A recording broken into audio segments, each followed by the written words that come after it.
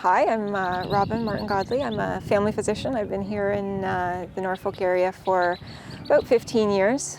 Started working here as a family doctor and working in the hospital here in town. And then about 10 years ago, became involved with the palliative care program, initially through the Stedman Hospice in Brantford, because that was our closest center for palliative care. And I've been working with them doing outreach in the community. So we have palliative care at the hospital. Obviously, we have a couple of beds there, but hospitals aren't the ideal place to have end-of-life care, and so we have been going out into the community. We make home visits, and we care for people with their families around them. We go into their home, we work with the nurses in the community, we work with grief and bereavement support in the community, and we try to keep people at home living their best life as long as we possibly can. The Norfolk Haldimand Hospice is basically the same idea as what we already have in the community, but expanding it for our area.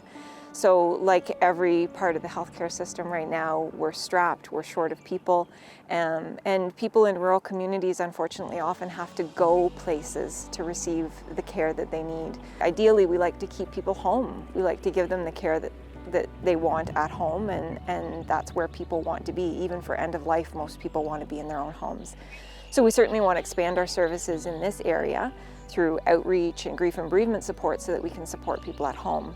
But in some cases, it's just not feasible for whatever reason, whether there's mobility issues or whether the family is aging as well and can't provide, some care.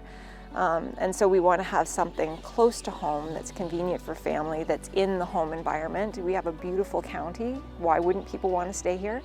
And so we hope to build a residential hospice here that is accessible for people, is familiar for people. They look out the window and they see their home. Obviously, over the years, I think a lot of the cases have melded into one, and I've seen it time and time again. But I've certainly had older people who have, been farmers, for instance, in this community. An older gentleman who has been on the same farm.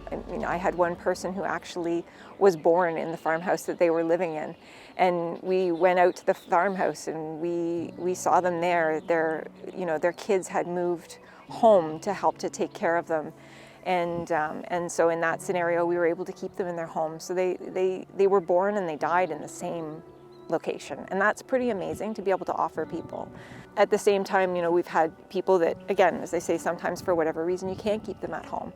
I had an elderly couple that I was taking care of, and he had a terminal diagnosis and was dying, and she just wasn't physically able to support him at home, but it was really important for her to be close to him.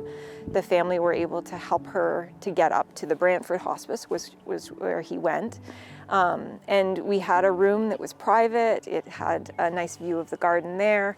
They had everything that they needed. The family could come and visit, and they had, access to the kitchen and everything. And she actually stayed right with him in the room. And so they were able to stay together right to the end. And at the end of his life, she actually crawled right into the bed with him and was laying right next to him when he passed away. And those are beautiful things to be able to give people. And it's such an honor to be able to be part of that care. And so we want to bring that here. We want people to be able to access that. To having a hospice in our community and in a familiar place, I think is ideal. And again, families are really good usually about, driving up to Brantford, but it's still 45 minutes and that's a long ways away, and it feels like people are going elsewhere for care. And we want people to be able to have their care where they grew up, where they worked, where their friends are. Because sometimes there's other people who are involved who can't make those drives. So having it close to home, I think, is important and the ideal. So that's what the Norfolk Haldimand Community Hospice hopefully will be, is that center right here, right in our area. We have an active board right now. We have programming that's already in place, and we're starting to grow. We're looking at grants that are available to us. We're looking at supporting people in terms of planning for end of life. We have a Facebook page that people can access. We're working on our website, which hopefully will be up and running very shortly.